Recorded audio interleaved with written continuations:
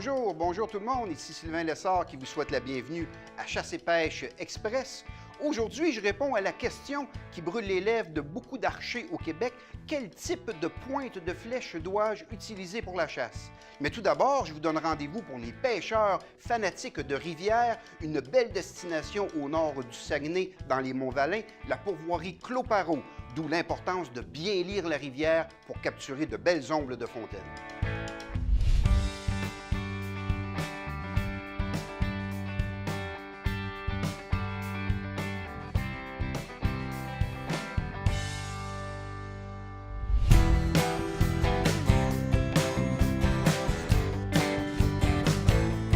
Bon, Sylvain, dans un chemin forestier, il n'y a rien de nouveau là-dedans, mais là, quelle est ma destination, vous pensez?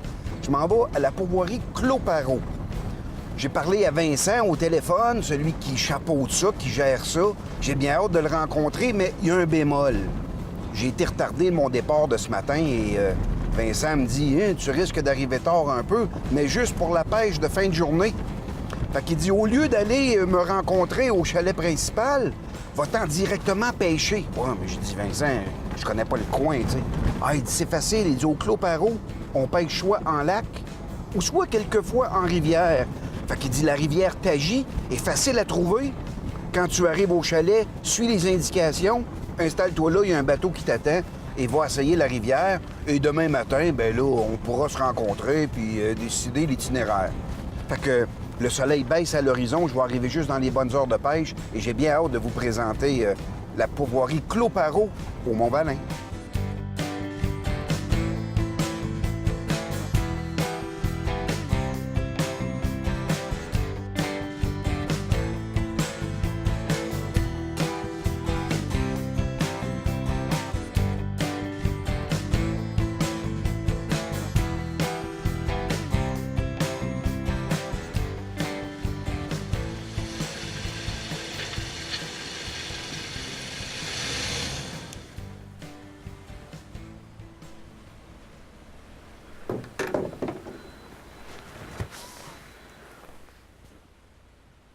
Je suis en pleine forêt boréale et regarde un pissenlit. Véritable pissenlit en plein milieu du parterre de la forêt boréale. C'est impressionnant. En ville, il a fini d'être en fleurs. Il est même en boule blanche. Là, les akènes se promènent un peu partout par le vent. Mais le retrouver ici, après 150 km de route de gravier en montant dans les Monts-Valin, je suis impressionné de voir un vulgaire pissenlit complètement en dehors de son aire de répartition.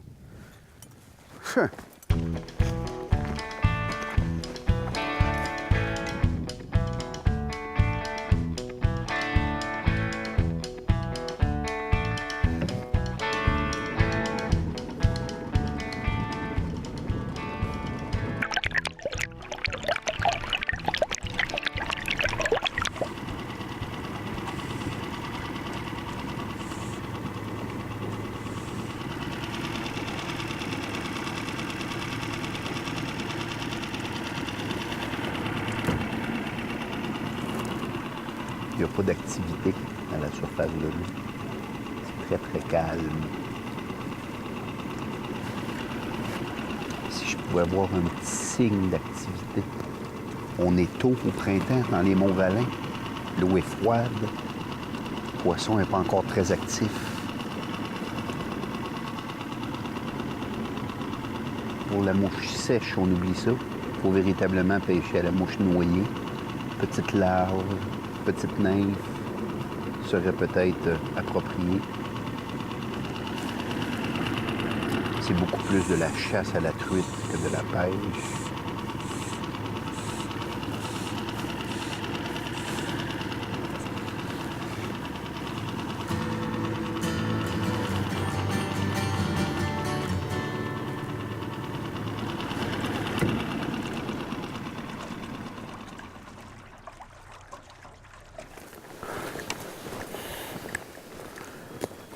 Ah ben, une belle fin de journée.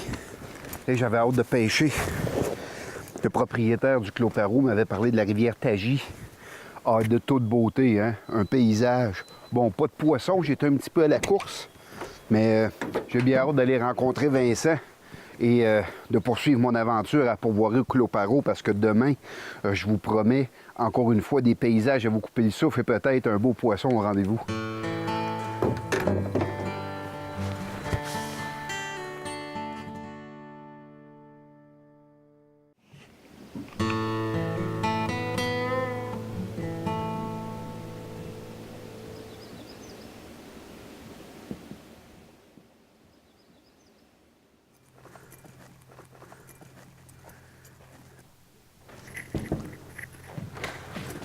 Salut Vincent. Bonjour Sylvain. Comment ça va? Ça va bien, vous? Hey, ça va très bien. Hey, c'est super beau, ça, c'est neuf. Oui, c'est neuf. C'est une bâtisse qu'on a fait. Ça fait 2 ans là, qu'on a terminé notre auberge. Hey, c'est splendide. Hey, je suis allé pêcher sur la Tagie, comme tu me l'avais recommandé. Mais je pense que l'eau est encore trop froide de ce printemps. Il n'y avait aucune activité en surface. Mais j'ai passé une belle nuit, mais là, je vais me reprendre à matin. As-tu une suggestion pour moi? Oui. On va vous envoyer un beau petit lac. C'est pas un grand lac, mais c'est un petit lac que l'eau s'est réchauffée, étant donné que la Tagie est un petit peu plus froide. Là. Oui, oui. On va vous envoyer dans un petit lac. L'eau, on est sûr qu'elle est au bon degré là, pour avoir des belles petites surprises. On peut-tu pêcher à la mouche sur ton lac? Oui, ça, c'est justement un beau lac pour les moucheurs. Ah oui? Donc, puis il y a souvent des ça, j'aime ça. il y a des belles prises qui se prennent là. Puis, non, ce paysage est magnifique. Puis, vous allez apprécier. Déjà, c'est magnifique ici, Vincent. Je suis vraiment, vraiment emballé par un tel spectacle. Et si tout va bien, je viens dîner avec toi. Et après-midi, on en profite pour s'asseoir dans une chaloupe ensemble puis discuter plus de Cloparo. Avec plaisir. Avec plaisir, merci. Un gros merci. Bonne pêche. Cool.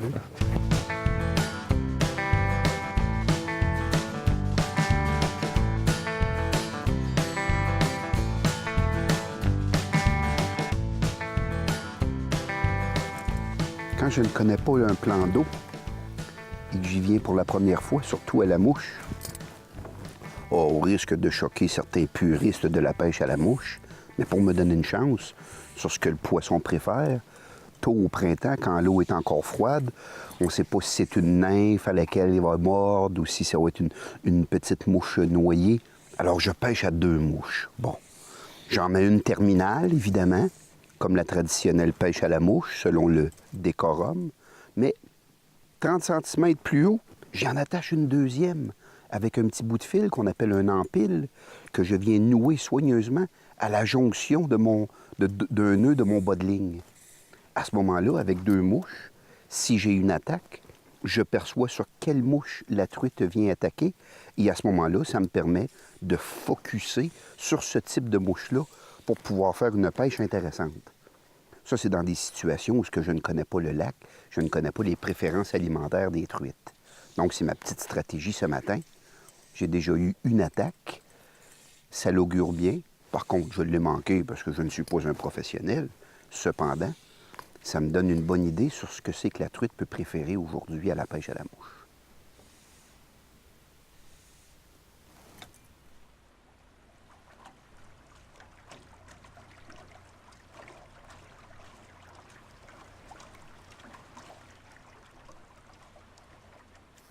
Yes! Elle est venue juste la gober par en dessous. Elle est venue sournoisement. Elle n'a pas fait de fracas. Elle est juste venue gober. Et j'ai bien hâte sur quelle mouche elle a attaqué. Oh! Mais hey! Un instant là, c'est pas qu'un petit poisson, ça là. Oh, la belle truite! Oh, la belle. Hey, mais oh, la belle mouchetée! Ça me prend mon filet pour ça, là. Oui! Oh! Hé! C'est vraiment une truite. Truite indigène, je le rappelle, hein, dans les Monts-Valin, ici. C'est véritablement une souche. Une des seules souches sauvages de moucheté du Québec. Wow! Et elle est venue sur ma petite modeleur. Intéressant. Eh bien, c'est moi qui est content. Vincent m'avait dit de la petite truite ordinaire. C'est pas ordinaire. Vraiment pas. Hey, ça fait près de 12 pouces, ça. Hey, voilà, je mets ça sur la glace.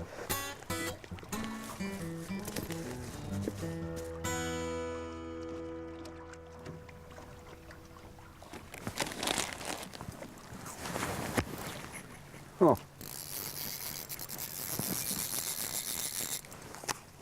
C'est toujours quand on prend une pause. Je suis en train de manger une pomme. Et évidemment, pour sortir de ma quiétude, une petite truite vient mordre après une de mes mouches. On dirait bien. On dirait bien. Oui. Oh oui. Oh, j'espère qu'elle est bien accrochée parce qu'elle est superbe. On dirait un beau mâle pris par le crochet d'en bas. Je prendrai pas de chance. Oh, allez hop! Oh, le beau poisson! Oh, fameux! Oh, fameux! Et... Wow! Wow!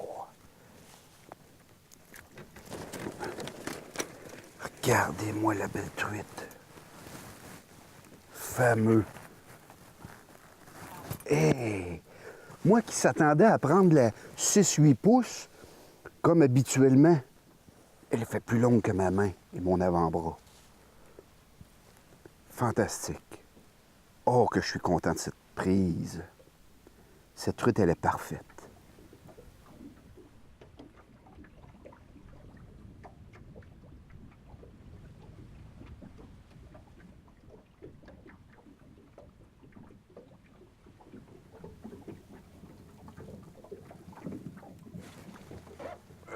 Tabarouette! Oh! Oh! Oh!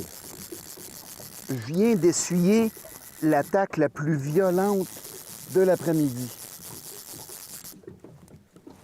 J'espère qu'elle est encore accrochée parce que ça l'a fait tout un bouillon à la surface de l'eau. Tout un bouillon à la surface de l'eau. Elle a attaqué la mouche avec une violence surprenante. Ah, elle n'est pas si grosse que ça, mais quelle attaque! Remarquez que ma petite modeleur noire avait eu beaucoup de succès en plein soleil cet après-midi. Intéressant comme constatation. Une autre belle truite mouchetée, du cloparo. Excellent. À la mouche, je suis donc bien content.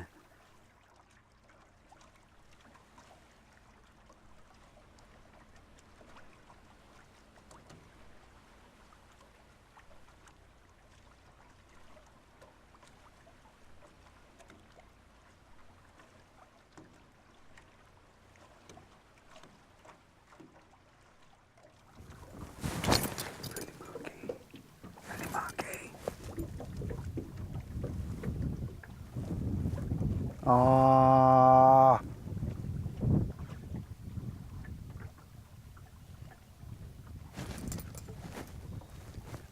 À la même place.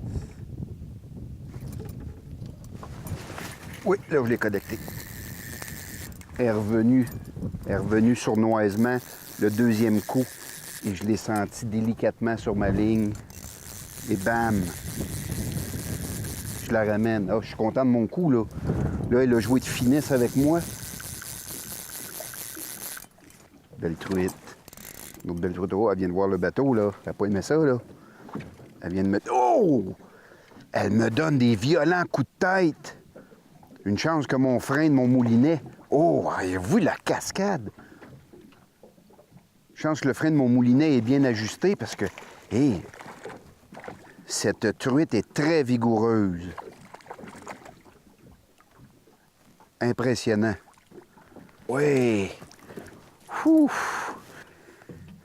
Ça a pris une petite demi-heure avant que je trouve la place où elle se tenait et de trouver la bonne mouche face aux conditions du milieu. Mais une fois que vous avez localisé le poisson et que vous avez trouvé la bonne couleur qui attire bien à toutes les passes que je fais tranquillement avec le bateau, j'ai une attaque très violente sur ma ligne, ce qui fait que ma combinaison habitat et mouche sont parfaites pour les circonstances.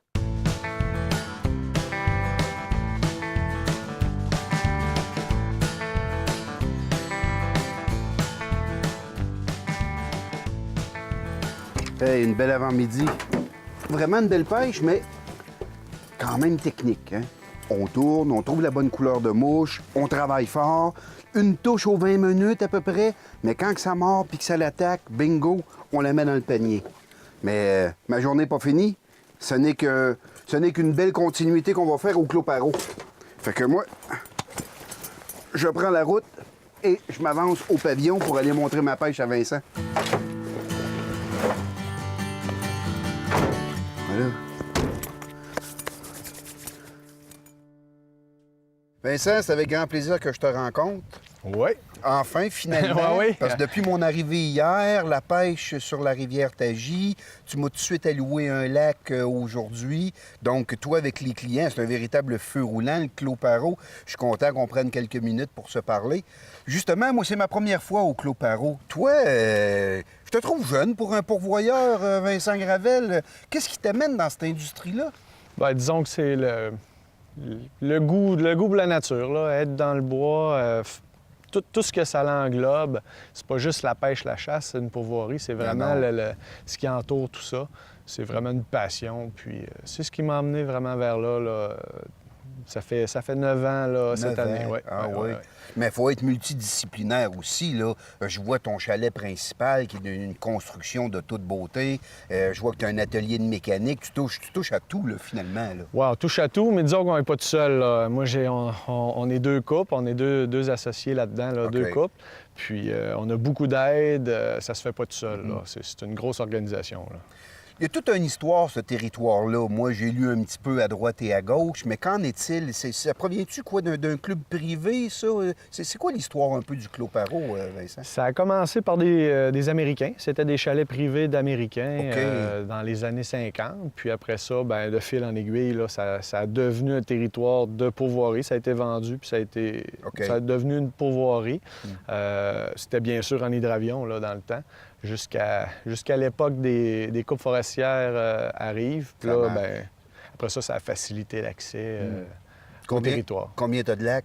35. 35 lacs Ouais, quand ouais, même. ouais. Tu as droit exclusif. Oui, on a 120 km droit exclusif. Wow! Ouais, un beau terrain de jeu. Et ce qui me surprend, relativement loin dans les Monts-Valin, quand même une centaine de kilomètres là, loin de la civilisation, et c'est parfait pour les amateurs de nature comme moi, mais tu offres le plan américain également. Oui, on a les 2 plans. C'est sûr que la pourvoirie se divise en 3 sites différents. OK. On a 2 endroits qui c'est uniquement un chalet seul sur un grand lac. Puis le camp principal qui est ici au lac Archer, que là, on offre le plan américain avec qu'on reçoit les gens dans notre nouvelle auberge. Oui. Ou en plan européen, là, selon le choix du client. Selon le choix du client. Ouais. OK. Belle cabane à poissons. Je vois ici que tu as quand même une belle collection de bateaux pour ton grand lac principal. Comment s'appelle ce lac-là? Lac Archer. Le lac Archer. Ouais. Je sais que tu as des clients, je vais te laisser aller parce que tu es occupé, mais est-ce que tu as une clientèle de moucheurs? Parce que moi, là, ce matin, je me suis vraiment gâté au petit lac que tu m'as envoyé, dans une genre de vallée, absence de vent. J'ai pu moucher à ma guise. Ça n'a pas été facile dans le sens de trouver la belle combinaison de mouches, mais finalement, une fois que j'ai trouvé la couleur qui leur plaisait, j'ai fait une superbe pêche, et ça, relativement rapidement, là. Oui, on a de plus en plus, bien, étant donné la clientèle, on a une bonne clientèle américaine. Puis de plus en plus au Québec, les gens ont tendance à vouloir se tourner vers la pêche à la mouche. Puis c'est ça, là, on a la rivière qui est uniquement à la mouche. Puis on a 2 beaux petits plans d'eau, là, comme vous avez fait justement, là, qui sont exclusivement pour la pêche à la mouche. Ben, en tout cas, j'invite les moucheurs qui sont adeptes de truites indigènes, en tout cas, de sonner à votre porte. Vincent Gravel, pourvoirie Clos Paro, vous avez vraiment un beau site. Je m'y plais beaucoup, puis j'ai bien hâte de retourner pêcher. Merci, Vincent. Un gros merci à vous. Ça fait plaisir.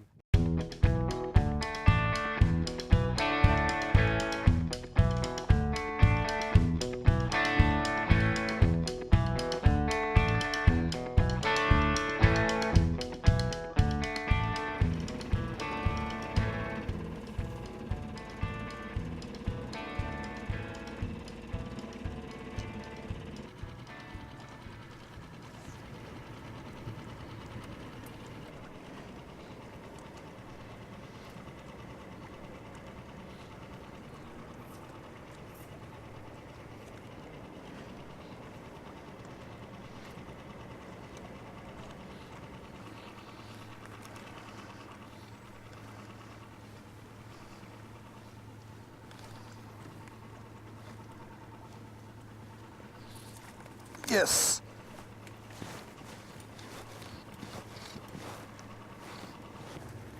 Un beau poisson. Enfin, la rivière Tagy. J'avais un compte à régler avec cette rivière. Oh! Faut pas que je la perde. Faut pas que je la perde. C'est une belle truite. C'est une belle truite. J'ai arpenté cette rivière-là en long, en large. Faut que je la fatigue un peu parce qu'elle est trop forte, là. Elle est trop puissante. C'est elle qui mène. Faut pas qu'elle aille en dessous du bateau. Faut pas qu'elle aille vers le moteur. Faut que je garde la tension. Bon, j'approche ça tranquillement. Oh! Allez, allez. Oh! Allez, allez. Ah, tu veux pas venir, hein? Qu'elle veut pas venir.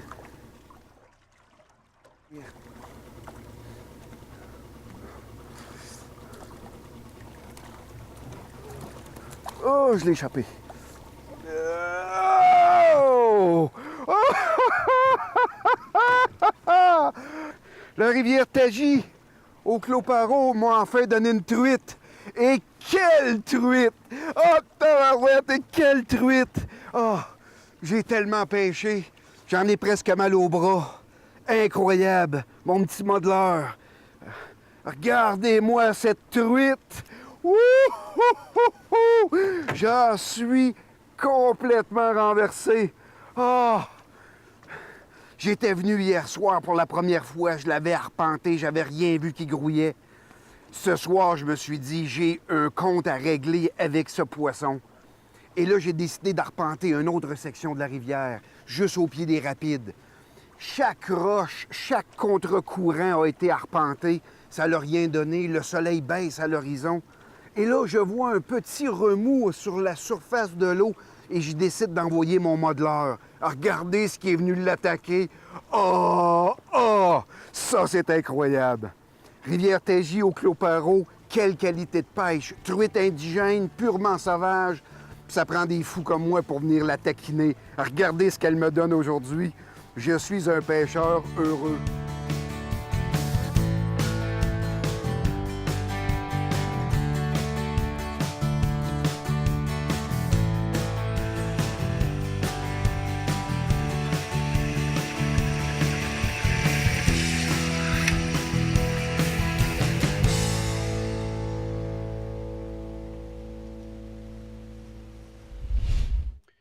Évidemment, tout bon chasseur archer ou ceux qui utilisent l'arbalète dans la préparation de leur saison de chasse se posent toujours la même question éternelle. Alors, cette question-là m'a été demandée, M. Lessard, c'est quoi la meilleure pointe de chasse pour nos engins de jet? Alors, j'étais justement en train de confectionner mon carquois pour ma saison. Alors, je traîne toujours mes flèches dans un compartiment pour une fois qu'ils ont été bien ajustés. Ce qu'on a dit, qu'on appelle tuner une flèche, c'est qu'on va pratiquer sur des ballots avec nos pointes de chasse pour voir si elles sont bien balancées, si on est précis avec, quitte à sacrifier une pointe de chasse qui est quand même relativement dispendieuse, mais qu'à cela ne tienne, c'est un incontournable, on doit passer par là. Une fois que ma flèche est bien tunée, c'est-à-dire que c'est celle-là que je vais prendre comme première flèche à mon affût parce que c'est ma plus précise, bien là, je la garde précieusement et je viens confectionner finalement mon carquois que je vais insérer à mon arc ou à mon arbalète. Commençons par la pointe qu'on appelle fixe, munie de 3 tranchants, toujours à manipuler avec beaucoup de précaution parce qu'elles sont excessivement coupantes. Dans certaines situations de chasse, je vais les utiliser. Éventuellement, ça va être une soirée, par exemple, à la chasse à l'ours, où que le vent est inexistant. Parce qu'évidemment, les pointes fixes ont tendance ici à être plus susceptibles d'être déviées par une bourrasque de vent, étant donné qu'elles font quand même une emprise assez majeure sur la hampe de la flèche. Cependant, je n'ai pas à me soucier si elle va bien fonctionner lors de l'impact. Les tranchants sont à l'air et lorsqu'elle va pénétrer dans l'animal, elle va faire son travail d'hémorragie sans aucun problème. Sauf qu'il faut faire attention, encore une fois, aux conditions météo, ou si, par exemple, on est dans des broussailles, le fait qu'elle soit plus large que la hampe de ma flèche, elle est plus susceptible d'attraper une branche ou une brindille et de dévier de sa trajectoire. Donc, encore ici, dépendamment de ma distance de tir et de la bête que je vais sélectionner au niveau des conditions météo, c'est une flèche que je ne me gênerai pas d'utiliser. Cependant, ce n'est pas tous les jours que j'ai ces conditions parfaites-là. À ce moment-là, je vais utiliser ce qu'on appelle une pointe rétractable.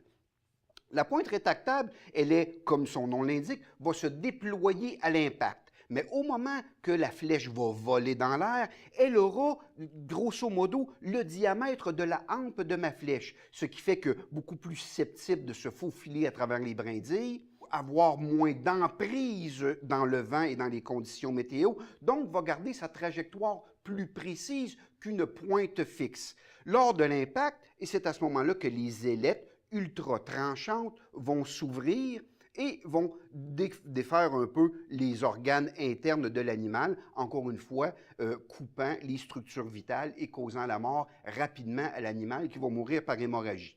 Les inconvénients de ces pointes-là, bien effectivement, si mon tir est de très, très rapproché, il se peut que lors de l'impact, mes ailettes ultra-coupantes n'aient pas le temps de se déployer de façon conventionnelle, ce qui fait que le pouvoir tranchant et hémorragique de ma flèche sera perdu. Ce que j'aime particulièrement, c'est que dans les paquets de pointes rétractables, on nous envoie souvent une pointe de pratique qui pourra faire en sorte que je pourrai pratiquer pour être sûr que mes flèches sont munies quand même d'une grande précision. Donc, les pour et les contre d'une flèche à pointe fixe versus rétractable est conditionné souvent par nos conditions de tir, conditions météo, notre emplacement de chasse, l'animal que l'on veut convoiter. D'ailleurs, les gens qui tirent à l'arbalète n'aiment pas nécessairement les pointes rétractables parce que le choc de la mise en vol de notre flèche fait souvent en sorte que les ailettes de ma pointe rétractable vont se déployer lors de la mise à feu, ou si vous comprenez ce que je veux dire. En terminant, toujours munir souvent votre flèche d'une pointe lumineuse. Ici, je ne sais pas si on la voit, mais à la brunante le soir, ça nous permet de voir si notre tir est précis, il nous permet de retrouver notre flèche. Et toujours avoir avec soi un bloc de tir pour, au niveau de l'arbalète, pouvoir tirer dans notre bloc sans abîmer nos pointes de chasse. Donc, j'espère que ça vous a plu. Nous, on se revoit bientôt pour un autre Chasse et Pêche Express.